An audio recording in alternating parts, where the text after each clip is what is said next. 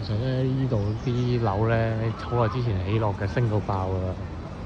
咁啊，講下我觀察咁樣啦。其實佢下午茶咧食嘅人數就唔係真係咁多嘅，所以如果香港佢咁嘅客流量咧，就死硬嘅。咁但係當然啦，呢度內地啦，咁內地佢客流量可能少啲，但係相對如果個租金啊或者人工平啲嘅話，就係話呢個升到爆炸肯定。雖然我冇睇過呢個咩海悅華城嘅樓價，但係一定係升到爆炸。咁啊，當年如果買咗嘅人都發咗達㗎啦已經。你都冇諗過佢近關口係可以咁旺啊？因為呢個係屋苑式㗎嘛，即係呢個樓盤唔係即係前面嗰啲即係舊樓啊、舊城啊，所以個海悅華城基本上係啊，一房一廳我見到都租緊5000人仔到6000人仔，唔止啦，一定唔止啦，一定唔會。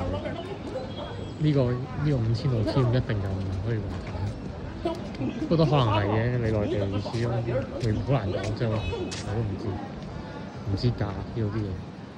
咁前面咧就有個咩福業廣場啦，佢就叫我行到會展中心嗰個上廣場，話都幾遠。咁但係唔係喎，我見到前面有個福業廣場係嘛？咁當然啦，我專登揾個關口嘅對面嘅食就係咁啊，同關口對面嗰個食最貴嘅價錢啦，理論上啦。咁所以我食咗先，咁啊要拍一段片啦，再睇下其實呢啲咩元記雲集、欣家樂咁樣地產咧，就應該執晒啦。你睇下佢咁樣圍封住，仲邊度做到生意？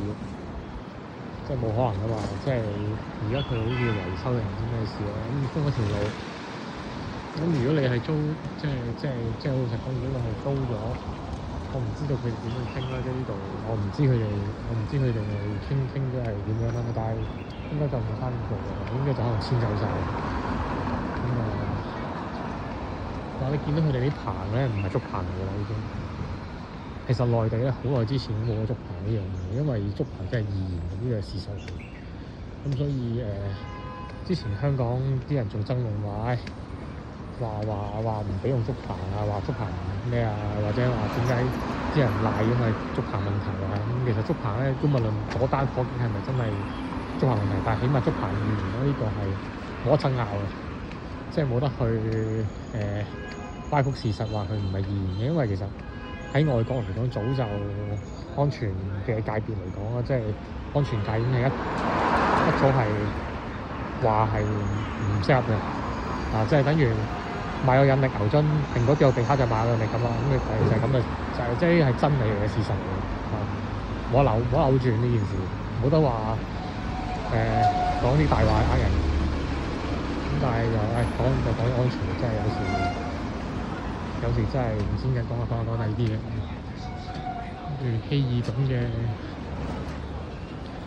爾頓嘅咩觀蓬酒店啦，因為湯泉生活好熟嘅呢個，好似睇廣告有Starbucks 其實同香港差唔多價，一樣價基本上。內地嘅 Starbucks 咧係同香港基本上其實全球嘅 Starbucks 好似都差唔多價錢，就係美國同香港或者係中國，你飲 Starbucks 都係咁上下價，所以都幾公道嘅 Starbucks 就。你唔會係去到第二度就咁貴啲平啲嘅。我理解就係咁，因為好多人都係去到外國就中意飲 Starbucks 嘅，因為你香港俾得起嗰個價，其實食其他嘢你覺得好貴嘅，但係你食翻 Starbucks 咧又覺得心理就平衡啲嘅。喺麥當勞都唔得㗎，麥當勞都係會貴咗嘅，麥當勞都市價嘅，即係你喺麥當勞譬如你而家呢啲價錢，可能你去到美國又唔係呢個價，但 Starbucks 啲價咧就好多人都話係普遍好正路啲。湯泉應該就係做啲足療啊、洗腳嗰啲、洗浴嗰啲嘅。好似之前有廣告係咪都係平嘅？